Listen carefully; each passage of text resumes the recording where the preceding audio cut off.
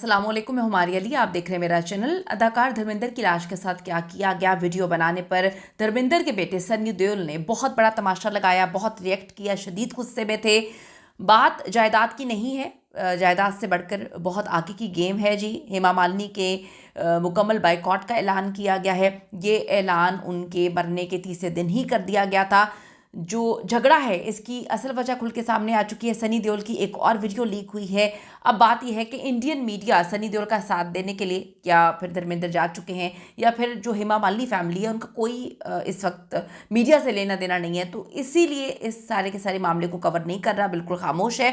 क्यों खामोश है, कब तक खामोश रहेगा, या अब इस स्टोरी को वो कवर ही नहीं करना चाहते क्योंकि सनी देओल से सब लोग बहुत ज़्यादा डरते हैं। आज की वीडियो में इस पर बात करते हैं। रिक्वेस्ट है चैनल को सब्सक्राइब करें जी, वीडियो को आखिर तक मुलाहिजा ज़रूर फरमाइएगा। बॉलीवुड अदाकार सनी देओल अपने वालिद धर्मेंद्र की आखिरी रसूमात पर जो है फिल्माने पर जो भी एक वहाँ पे वीडियो बन रही थी, तो वो फोटोग्राफर पर काफ़ी आग बगोला हो गई। ये ड्रामा उनका काफ़ी अरसे से चल रहा है। ठीक है, ये बहुत गलत है, नहीं होना चाहिए, लेकिन बहुत सारी चीज़ें ये हैं कि आपने फैंस को आखिरी लम्हात उनको देखने भी नहीं दिया। अपने जो है इतने बड़े सुपरस्टार को आपने चुपके से जो है उनको जला दिया। अब शमशान घाट आपने लोगों को बुला लिया। मीडिया पे आप धुतकार रहे थे, हॉस्पिटल के बाहर मीडिया खड़ा था तो आप उनके साथ बदतमीज़ी कर रहे थे। उसके बाद जब डॉक्टर्स ने जवाब दे दिया था, फिर भी आपने all good everything is fine का राग अलापा और फिर फार्म हाउस पे लेकर चले गए। फार्म हाउस पर बाहर कोई भी मीडिया का बंदा खड़ा होता था, आप उससे बदतमीज़ी करते थे, मार पड़वाते थे और भगा देते थे, जिससे बहुत सारी चीज़ों को क्लियर कर दिया है कि कुछ ना कुछ तो अंदर गलत चल रहा था या आपके दिमाग में चल रहा था। अब जी फोटोग्राफर पर आग बगोला हो गया, उनका कैमरा छीन कर सवाल किया कि कितने पैसे चाहिए तुम्हें, पैसे लो और दफा हो जाओ। एक नई वीडियो सोशल मीडिया पर तेजी से वायरल हो रही है जिसमें सनी देओल को एक फोटोग्राफर पर गुस्से में पागल होते हुए देखा जा सकता है। बिल्कुल बेकाबू है और आउट ऑफ कंट्रोल है। यही उनका पहले दिन से स्टांस रहा है कि वो लोगों को डरा देते हैं, लोगों को जो है हर चीज़ पर बात करने से रोकते हैं।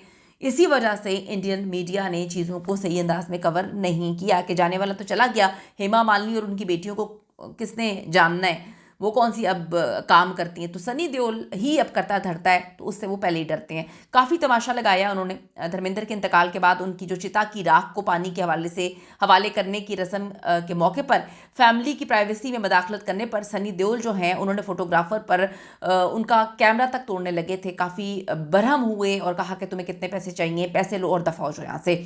वायरल क्लिप में सनी देओल को एक फोटोग्राफर की तरफ बड़े ही गुस्से में जाते हुए देखा गया। उन्होंने इसका कैमरा हाथ में लिया और इस गमगीन सूरत हाल में भी पैसों की बात उन्होंने की, जिससे लोगों को और चीज़ें मिस्टीरियस लगी कि बात पैसे की नहीं थी। बात ये थी कि जो इतने बड़े अदाकार हैं धर्मेंद्र, उनकी आखिरी रसूमात अचानक से कर दी। आखिरी बार चेहरा भी किसी ने नहीं देखा। जो फैंस उनसे बड़ी मोहब्बत करते थे वो रो रहे थे, बिलक रहे थे, तड़प रहे थे।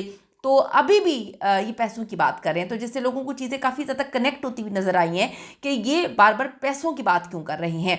वो कहते हैं जी पैसे लो और यहाँ से जाओ, पैसे लेकर प्राइवेसी में मदाखलत अब तुम ना करना, कितने पैसे चाहिए। उन्होंने पैसे पूछना शुरू कर दिए। शदीद गुस्से में सवाल किया, तुम्हें पैसे चाहिए ना और तुम्हें कुछ नहीं चाहिए। पहला मौका नहीं है जब सनी देओल ने मीडिया पर जो है इस तरह से एतराज़ किया हो, बदतमीज़ी की हो, इस तरह का रवैया अपनाया हो। इससे कबल भी धर्मेंद्र को जब हॉस्पिटल से डिस्चार्ज करके घर वापस ला रहे थे तो उन्होंने फोटोग्राफर्स के साथ काफ़ी तमाशा जो है वो क्रिएट किया था और काफ़ी डराया था फोटोग्राफर्स को। उसके बाद जो है उनका पीछा करके फार्म हाउस पर जाकर जो भी मामला हैं वो नहीं कवर कर पाए, क्योंकि उनको पता है कि सनी देओल मामलात को बहुत मिस्टीरियस अंदाज में आगे लेकर जा रहे हैं और पुलिस तक की धमकी दे दी।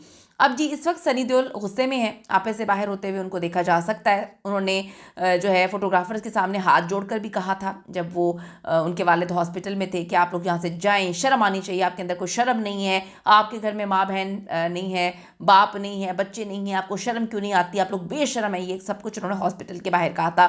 बताया गया है कि अदाकार इसलिए बरहम हुए कि फोटोग्राफर अस्पताल में उनके घर कई दिनों से जो है मुसलसल निगरानी कर रहे थे और उनके घर के फैमिली के अंदर से हॉस्पिटल में वीडियो बनाकर जो है वो वायरल की गई थी। तो उनके अपने बंदों ने की थी ना, जो जब उनके वालिद जो है आखिरी टाइम में रो रहे थे, उनकी वालदा रो रही थी हॉस्पिटल के रूम के अंदर से, तो वो किसी फोटोग्राफर ने तो नहीं की थी, उन्हीं के फैमिली मेम्बर्स ने की थी चुपके से। सोशल मीडिया के इस दौर में जी अब ये करना, ये सब ड्रामेबाजियाँ करना बड़ा अजीब सा लगा, लोगों को थोड़ा मिस्टीरियस लग रहा है। धर्मेंद्र की वेंटिलेटर पे वीडियो सामने आई, ये सारे मामलात आपके घर से ही निकले थे। धर्मेंद्र के इंतकाल के बाद उनके बेटे सनी देओल, बॉबी देओल और दीगर जो उनके बच्चे हैं अपने वालिद की विरासती जायदाद से महरूम हो गए हैं। धर्मेंद्र का लुधियाना में वाक़या घर जो करोड़ों रुपए मालियत का है, अब वो बच्चों की मलकियत नहीं रहा है।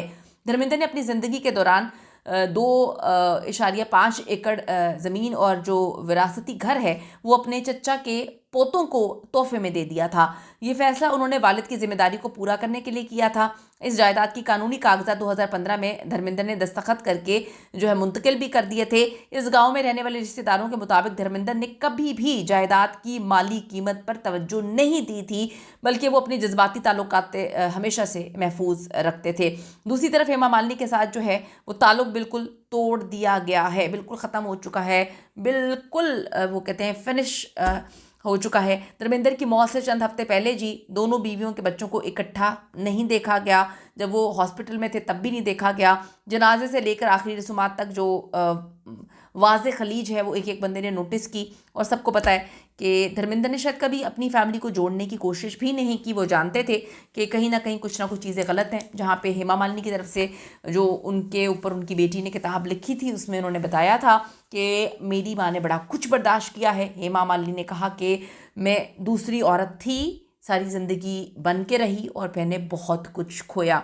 कमेंट सेक्शन में जाके ज़रूर बताइएगा कि जितनी मर्ज़ी मोहब्बत आपको मिल जाए, अगर आपको रुतबा वो नहीं मिलता जो पहली बीवी का है, तो क्या वो रिश्ते सही हैं जो आप निभाने के लिए किसी की ज़िंदगी में घुसकर किसी की दूसरी बीवी बनते हैं? ये हमेशा आपको तकलीफ़ देते रहेंगे। आप ज़रूर अपनी कीमती राय दीजिएगा। See you in the next video.